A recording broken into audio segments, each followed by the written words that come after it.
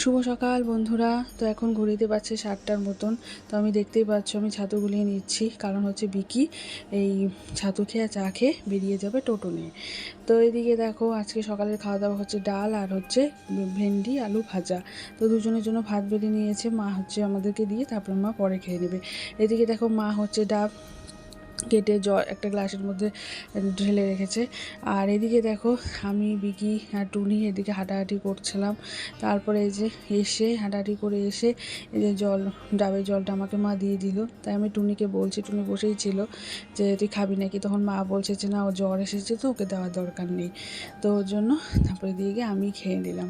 আর এদিকে দেখো আজকে ফুলকপি আলু যে রসাটা হয়েছে না কি বলবো, আর খেতে খুব ভালো লেগেছে, অনেকদিন পর খেলাম তো।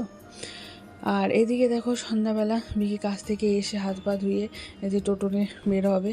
তাই এই যে টোটো ভালো করে মুছে টুছে জল টল দিয়ে চাকাতে জল টল দিয়ে এই যে ধূপকাঠি দেখিয়ে ও হচ্ছে বেরিয়ে গেল।